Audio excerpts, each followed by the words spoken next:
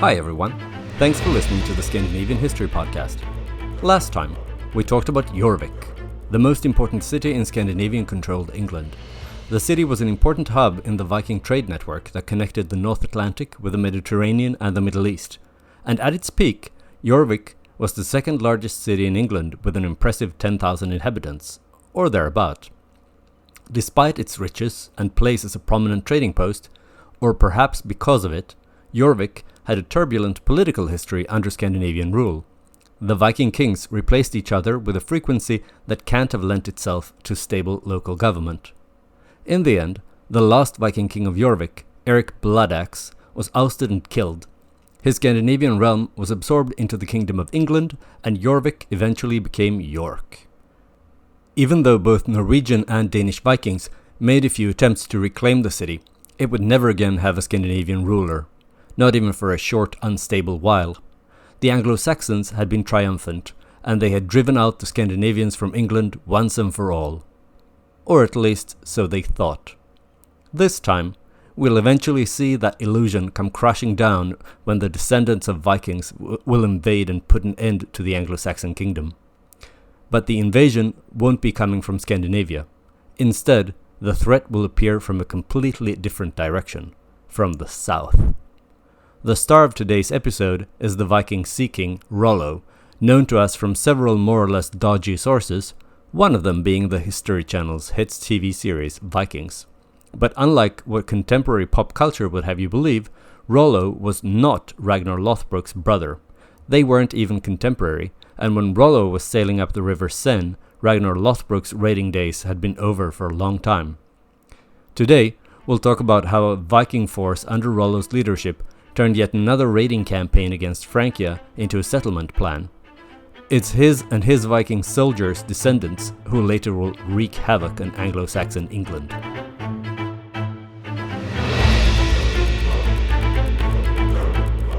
Episode 9, Fatso in France.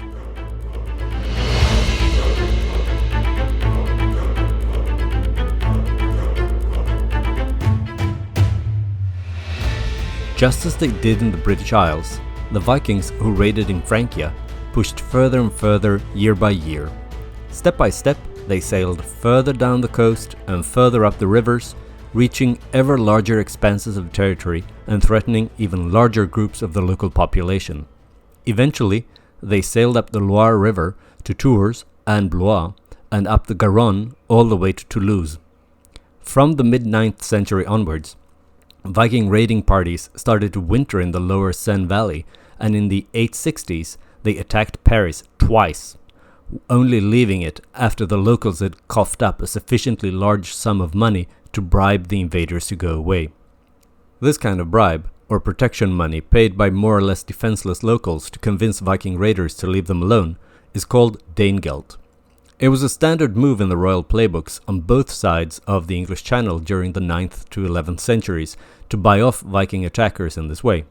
Despite the name though, Danegeld was taken by Vikings from all parts of Scandinavia, not only from Denmark. The name is most likely derived from the fact that the set-upon Franks and Anglo-Saxons couldn't be bothered to differentiate between Vikings of various nationalities, and the Vikings couldn't care less what it was called as long as they got the goods. We know that the practice must have been widespread, not least by the fact that more Anglo-Saxon pennies from this period have been found by archaeologists in Denmark alone than in England. In Sweden, vast quantities of silver coins have been found in hoards, and it's estimated that the Vikings brought home at least 100 metric tons of silver that they had acquired this way. If you take into account that they presumably spent a penny or two on the continent before sailing home, you start to realize the epic proportion of this redistribution of wealth to Scandinavians through extortion and pillaging during the Viking Age. Unsurprisingly, the practice made quite an impression on the victims. Shakespeare makes a reference to Danegeld in Hamlet, written at least 500 years after the last piece of silver was handed over to threatening Danes. And in 1911, Rudyard Kipling published a whole poem called Danegeld, where he cautions against the practice. The end of the poem proclaims, "We never pay anyone Danegeld, no matter how trifling the cost, for the end of that game is oppression and shame, and the nation that plays it is lost." Of course, that was easy for Kipling to say. Harassed English and Frankish kings and local dignitaries who had to deal with the Vikings didn't have the benefit of the Royal Navy at the height of the British Empire to hide behind, so in many instances they simply saw no other choice than to pay up. One of the reasons, indeed the main reason, why people were willing to pay Danegeld was that the Vikings weren't bluffing. Those who declined to pay and couldn't protect themselves were more than likely to be robbed, have their houses burned to the ground, and either be killed or be sold off to slavery. As the pressure from the Vikings increased, the Frankish authorities didn't just sit on their hands though. Eventually, they started to organize some kind of resistance against the onslaught. On June 25th, in the year 864, King Charles the Bald promulgated an edict known as Edictum Pistense in a tiny village on the Seine River. The purpose was to set up a defense against these Viking attacks, and it has gone down as one of the high points in Charles's reign. The plan had two main pillars. First, fortified bridges were constructed across the river to hinder the Vikings from sailing up the Seine to reach communities further inland. For instance, the fortified bridge constructed in Petre, the tiny village where the edict was promulgated, served to defend Paris and other cities upstream. Secondly, a large cavalry force was set up, and they would be able to respond to Viking attacks before it was too late. The force would be able to reach the site of the attack before the Vikings had a chance to leave, and hopefully kill the intruders, or at least fight them off. The previous structure of the Frankish military, and the way its units were called up and activated, was too time-consuming to have been an effective defense against the Viking raids. By the time the old units showed up, the Vikings would be long gone. The edict demanded that any man who owned horses, or who could afford to own a horse, should serve in this new cavalry force. This way, the central government didn't have to actually pay for the new cavalry, and Charles wasn't the first, nor the last ruler to finance the beefing up of his armed forces this way.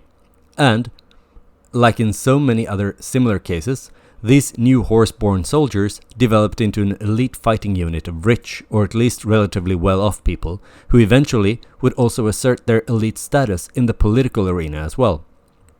In an attempt to keep the growing power of the nobility in check, there was actually a clause about forbidding the construction of private castles included in the Edictum Pistense.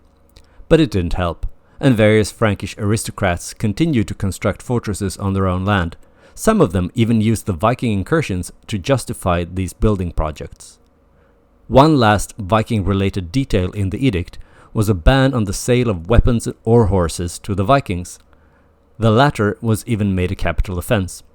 The fact that this ban was included in the edict in the first place is an indication that such sales were actually taking place, which gives you an interesting insight into late 9th century Frankish war profiteering, where some merchants apparently were fine with providing the Vikings with what they needed to attack their neighbors.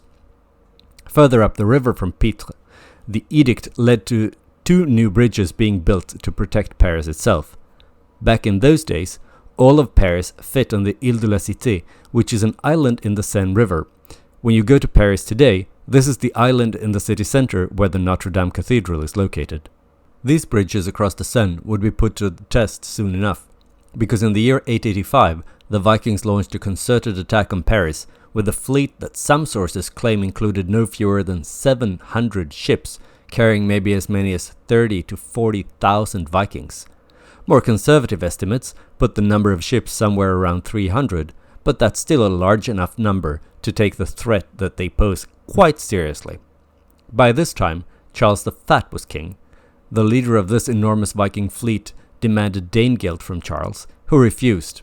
This, of course, then promoted the Vikings to sail up the Seine, burning and plundering as they went along. The Franks did what they could to stop the advancing fleet, but to no avail. By late November 885, the Viking longships could be seen from the walls of Paris. The bridges were built so that the Viking ships couldn't pass under them. When the invaders approached, the defenders started to fortify the bridges, adding 2 guard towers to each bridge. According to the same sources that claimed that Vikings could be counted in the tens of thousands, there were no more than 200 men to defend the bridges from the inevitable attack. Even though these were backed up by a fighting bishop and a smattering of local nobles, were still painted a picture of overwhelming odds in favor of the Scandinavians. So overwhelming, in fact, that we should probably be wary of all kinds of biases in the sources. Anyway, when the Vikings arrived outside the gates of Paris on November 24th, or possibly 25th, they once again demanded Danegeld. When the defenders refused to pay the extortion money to be left unmolested, the Scandinavians prepared to attack the city. On November 26th, the attack began. The Vikings attacked the northeast tower of one of the bridges, but the defenders managed to push them back by pouring hot wax and pitch on them. All additional attacks that day were repulsed as well, as were the ones the following day. Even though the Vikings realized that it wouldn't be a quick smash-and-grab affair this time, they still didn't give up. They set up camp on the right riverbank, that is northeast of Paris, and thought about what to do next.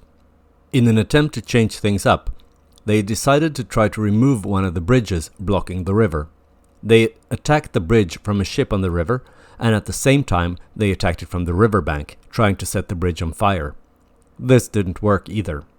For several weeks, they kept up the pressure on the city with more or less constant attacks, but with very little to show for their efforts. In January 886, they decided to try to bypass the bridge by filling the river shallows with all sorts of debris, carcasses of dead animals, and the bodies of dead Frankish prisoners. They continued in these efforts for 2 days before they felt ready for a renewed attack.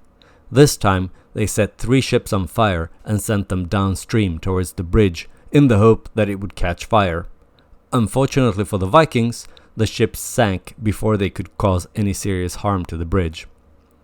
But on February 6th, their luck turned and the Vikings caught a break. Heavy rains caused the river to overflow, and the pressure from the flood, in combination with the debris and the dead bodies, finally became too much for the bridge. It collapsed and was washed away. Left on the riverbank stood an isolated tower with 12 defenders trapped inside. The 12 defenders in the tower became the subject of much adulation, and legends exalting their heroic last stand soon surrounded the event. I am not sure that was much comfort to the 12 men themselves though, because they were all killed by the attacking Vikings as they were desperately holding on to their indefensible position. Even though they finally managed to remove one bridge, the Vikings were growing tired of the siege. They didn't like the drawn-out operations that demanded patience under the best of conditions, and here they were in the middle of winter, in the rain and the cold, trying to force their way into Paris. Many of them lost interest and left the siege to pick lower-hanging fruit further upriver. The Parisian defenders also managed to slip some men through the Scandinavian lines, and they managed to reach King Charles and asked him to hurry to the city's defense. The king sent a relief force that wasn't able to defeat the Vikings, but at least the besieged Parisians managed to break out of the city to gather supplies during the attack. Even though the relief effort was only partially successful from a military perspective, it seems to have broken the already weakened morale of the Vikings. They gave the Parisians a rebate on the Danegeld, and when they received 60 pounds of silver, a large part of the Scandinavian force, including its leadership, decided to up and leave in April.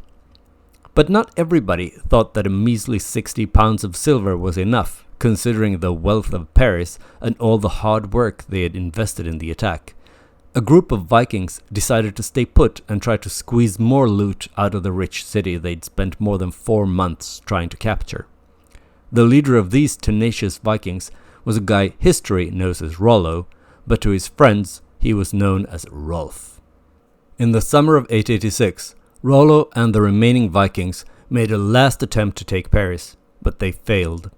When Charles the Fat himself showed up together with his army, the Vikings had to give up. Luckily enough for Rollo, King Charles chose not to attack the retreating Vikings, and they could sail away.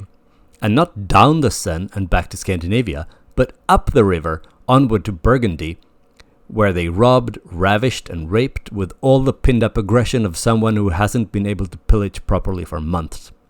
Needless to say, this didn't make Charles the Fat popular in Burgundy, but at the time the region was in revolt anyway, so letting the Vikings loose there was a way for the king to both divert them from Paris and to punish his rebellious subjects in Burgundy. A win-win as far as the king was concerned. When the Vikings under Rollo finally left Francia in the spring of 887, King Charles even handed them a Danegeld of approximately 250 kilos of silver. Interestingly enough, the Parisians refused to grant Rollo's ships safe passage past their city on the way downstream, so the Vikings had to drag their longships and all that loot over land in order to circumvent the city and get out of the country. In 911, Rollo was back, and he had a group of Vikings under his command besieged Paris and Chartres. At the time, the Franks had a new king. This one was also called Charles, but to distinguish him from Charles the Bold and Charles the Fat, his nickname was Charles the Simple. If their naming habits is anything to go by, you gotta hand it to the medieval Franks. Whatever flaws they might have had, excessive reverence for their monarchs was not one of them. Back in 858, the Vikings had raided and burned Chartres, but since then, the Franks had rebuilt the city and strengthened its defenses. Thanks to all these efforts, and, according to the legend, also thanks to the fact that the local bishop waved the Virgin Mary's tunic at the attacking Vikings, Rollo and his men didn't succeed in taking the city, and Chartres was spared a second sacking in 50 years. Eventually, the Vikings retreated, but the Frankish cavalry, led by King Charles the Simple himself, was in hot pursuit. Rollo soon realized that his men wouldn't have the time to board their ships and get away before the Frankish forces would reach them. The situation looked grim, and the Vikings were facing being massacred on the banks of the river. But then Rollo had a brilliant idea.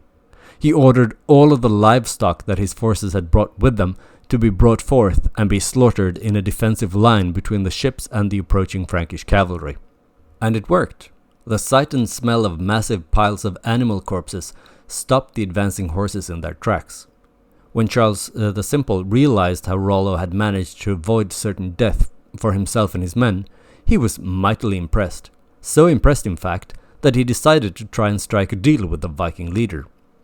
I hope I don't need to tell you that the story about the defensive wall of meat needs to be taken with a grain of salt. But after a victory against the Viking invaders near Chartres in the summer of 911, Charles was indeed satisfied that by signing a deal with Rollo, he'd killed two birds with one stone. He'd received a useful ally in the seemingly never-ending Frankish civil war, and the coastline of his kingdom would be safe from any further Viking attacks. So the king of West Francia and the Scandinavian warlord sat down to negotiate a deal, eventually reaching the Treaty of Saint-Clair-sur-Epte. In return for the Vikings' loyalty and defense of Francia from further Viking attacks, Rollo was granted a fancy Frankish noble title, as well as all the land between the river Epte and the sea, land that had been hit repeatedly by Viking attacks since the 840s. Charles also gave Rollo the Duchy of Brittany, which at the time was a de facto independent territory which Charles unsuccessfully had tried to conquer. Kinda cheeky to give away something that doesn't really belong to you. Also, the land along the lower course of the River Seine was anyway depopulated due to fighting and constant Viking raids, so maybe Charles wasn't so simple after all. The king did have one condition though. Rollo had to become a Christian and undergo baptism, otherwise there would be no deal, no lands and no noble title. Having a pagan vassal wouldn't fly, no matter how well he could protect the Channel coast. Rollo agreed, and at his baptism he took the new Christian name Robert. The sources relate an intermezzo at the official ceremony where Rollo was supposed to swear fealty to King Charles. The story is apocryphal at best, and probably not true, but nonetheless it's too good to keep from you, so here it goes. According to the order of the ceremony, the newly minted nobleman was to kiss the foot of his lord and king, but Rollo refused. He ordered one of his officers in his retinue to do it for him. The soldier didn't have much of a choice, and did it, but instead of kneeling down to kiss the foot, he lifted it up to his mouth. The result was that the no doubt surprised King Charles fell off his throne. The Vikings thought this was hilarious. The king was no doubt less amused, but nonetheless smart enough not to let the incident ruin the deal. The Norman court historian, Dudo of St. Quentin, claims that the cherry on top was that Charles married off his daughter Gisela to Rollo. There has been some speculation that Gisela wasn't one of Charles's legitimate children, but Dudo insists that she was. Considering that Charles married in 907, That means that Gisela couldn't have been more than 5 years old at the time that her father married her off to the Scandinavian warlord. But a diplomatic child betrothal doesn't have to be as creepy as it sounds. The consummation of the marriage probably didn't take place until years later. And even if it is creepy, it wasn't the first or the last time a young girl would be pawned off to seal a political deal. What is kind of creepy though, is that she died very young. According to the sources, she died from fright when Rollo beheaded 2 servants that her father, the king, had sent to her with a message of some kind. Rollo thought they were spies. As is the case with so many of the other Viking sea kings, we don't really know for sure where in Scandinavia Rollo came from. I'm not entirely sure that it really matters, but over the centuries, both Norwegians and Danes have claimed the dubious honor of having this brute as one of their own. There are 2 rivaling schools of thought with regards to Rollo's background, one claiming that he was Danish, and a rival school insisting that he was of Norwegian stock. The first proponent of the Danish origin story is none other than Dudo of St. Quentin. He was born in 965 and ended up in Norman service writing a history of the Normans at the request of Rollo's grandson, Richard. The book, written in awkward Latin, was published about a century after Rollo struck his deal with King Charles the Simple. According to Dudo's version of events, Rollo was born and raised in Denmark, but when he ended up angering an unnamed king of Denmark, he had to leave his home and ended up in Francia. Apparently, Dudo didn't use any written sources for his research, and instead, most of the book is based on stories told to him by the Duke's half-brother, Raoul. All of this, both the time gap and the lack of written sources, has been used to undermine Dudo's credibility. And it would be difficult to make the argument that Dudo's history of the Normans is a solid piece of scholarship. But the thing is that those who claim that Rollo was Norwegian don't really have terribly reliable sources to base their argument on either. William of Malmesbury, who lived 100 years after Dudo, claimed that Rollo was of noble Norwegian birth. William of Malmesbury is backed up by the Icelandic politician and author Snorri Sturluson, who also claimed that Rollo was the son of a Norwegian jarl. But Snorri lived about a generation later than William. Nonetheless, in Scandinavia, Snorri Sturluson's version of Rollo's biography was the one that was most widely accepted for a long time. Snorri claimed that Rollo was identical to Gongerolf, or Walking Rolf, the Viking hero who was so large and heavy that no horse could carry him. As a consequence, he had to walk everywhere. Some people have gone as far as to claim that Rollo was related to his contemporary Ketil Flatnose. If the name sounds familiar, it might be because we mentioned him in a previous episode when we talked about Scandinavian settlement of the islands off the Scottish mainland. This theory is based on common names running in both families, and a tradition that would have Ketil Flatnose being born in Møre, the region of Norway where the Icelandic sources claim that Rollo was from too. Not the most solid of cases, that's for sure. But whether Rollo was from Denmark or Norway, it's definitely true that he established the Duchy of Normandy, right? Well, not exactly. Even though it is true that Rollo was granted land along the Channel coast, he wasn't granted the title of Duke. In fact, the title Duke of Normandy didn't come into use until the 11th century, and the first official duke was Rollo's great-grandson, Richard II. It's true that Dudo of St. Quentin used the Latin word dux to describe Richard's father, the Richard who tasked Dudo with writing the history of the Normans.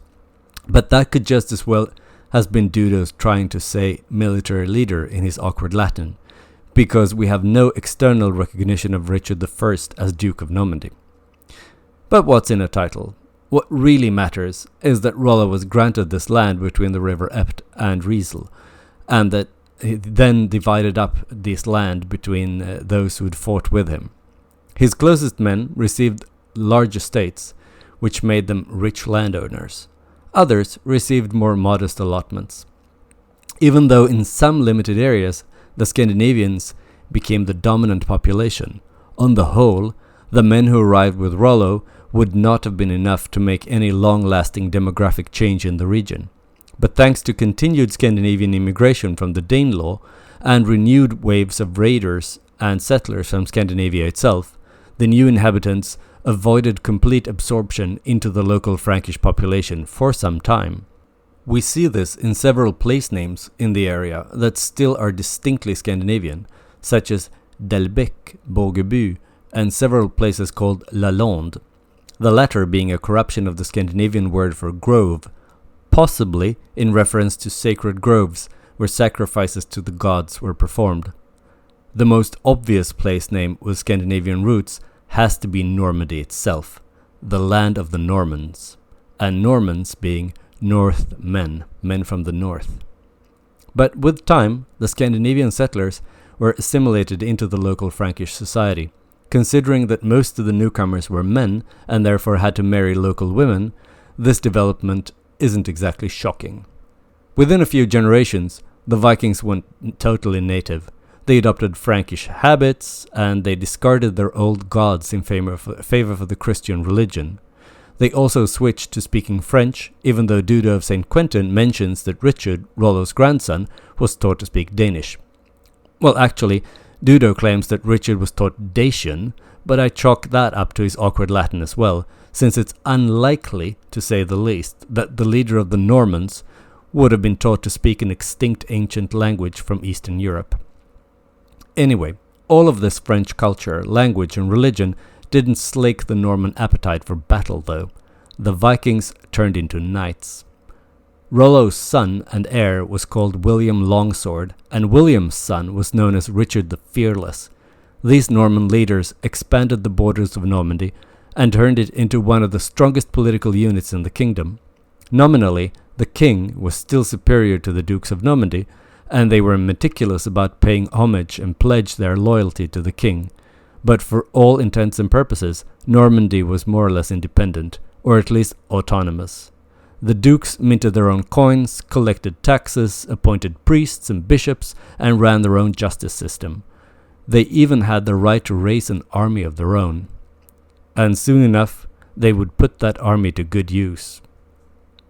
But, paradoxically, the most famous of all Norman military conquests actually started with a peace initiative. When King Charles the Simple married off his daughter to Rollo, that wasn't the first or the last time a marriage was used to consolidate a political alliance. The Normans would continue this time-honored tradition, and in the year 1002, Rollo's great-grandson Richard married off his sister Emma to the King of England, Ethelred II, also known as Ethelred the Unready. They had several children, including a boy named Edward. When Ethelred died in 1016, his kingdom was in the middle of a serious crisis. During his reign, he had stirred up trouble by trying to limit Scandinavian power and influence in England by killing as many of his Scandinavian subjects as he possibly could. This plan backfired spectacularly and led to an invasion from an enormous Viking fleet. By the time of his death, almost his entire kingdom was under the control of a Danish Viking called Knut. The English defense collapsed completely when the king died, and Knut was proclaimed King of England a few months later in November 1016. The following summer, in July 1017, Knut even married his predecessor's widow, Emma of Normandy. Emma's son with King Ethelred, Edward, was tactfully kept out of sight, probably with his mother's family in Normandy. Also, Emma's second marriage resulted in children, most notably a son named Hardeknut. Her new husband, Knut, also had a son from a previous marriage called Harald Harefoot. This complicated family is a veritable who's who of prominent people in the late Viking Age, but more importantly, this marriage was supposed to bring peace and good relations across the English Channel, but instead it paved the way for invasion and war. Knut died rather unexpectedly in 1035, and his death triggered a succession crisis/civil war in England between his sons, the half-brothers Hardeknut and Harald Harefoot. I'm not getting into the details here, because we'll have reason to revisit this story in future episodes. What's important right now is that Hardeknut, Emma's son with Knut, ultimately ended up on the English throne after Harald Harefoot's death. Hardeknut then invited his half-brother Edward to return from his exile in Normandy in 1041. Already the following year, Hardeknut died, and Edward became King of England. During his reign, Edward the Confessor, as he became known, relied heavily on Norman support at court, in the church and in the army. All of this meant that many notable and powerful Norman families gained influence in England during his reign. And when Edward died childless in 1066, his first cousin, once removed, William II, Duke of Normandy, made a claim for the English crown. William crossed the English Channel and met Harold Godwinson, who just weeks earlier had defeated a Viking invasion force at Stamford Bridge at Hastings on October 14th, 1066. The Normans crushed the English defenders, and King Harold was killed, according to tradition, by getting shot in the eye. The Normans then proceeded to conquer all of England, granting William the nickname the Conqueror. No doubt an upgrade from his previous nickname, the Bastard. Anyway, on Christmas Day, that same eventful year, he was also upgraded from Duke of Normandy to King of England. I haven't done the math myself, but those who have claim that this makes the fat Viking warlord Rollo the 32nd great-grandfather of Queen Elizabeth, the current English monarch. In Britain, and in most of the Anglophone world for that matter, the year 1066 is seen as the end of the Viking Age. But that's not the case in Scandinavia. The fact that one Viking invasion of England was defeated and another invasion of descendants of Vikings was successful has never been seen by Scandinavians as a convincing reason to put an end to the Viking Age. Even though England was an important playground for the Vikings, it was far from the only one. Next time, we'll turn our attention northward to another part of the world that the Vikings conquered and settled, and unlike England and Normandy, they never lost control. Instead, this part of our planet was permanently incorporated into the Scandinavian cultural and demographical sphere. I refer, of course, to Iceland, and next time we start a series of episodes that will deal with the discovery and colonization of that island of ice, fire, and inclement weather. But before I sign off today, I'd like to take the opportunity to plug the Scandinavian History Podcast Facebook page. If you haven't already, then please go to facebook.com/Scandinavian History Podcast. Like and follow the page. That way, you'll never miss an episode of the podcast, and you'll be exposed to some extra material. Some random, but at least some of it is connected to the current episodes. Via the Facebook page, you can also send me questions or angry emails about things I've said or not said on the show. I'm looking forward to hearing from you.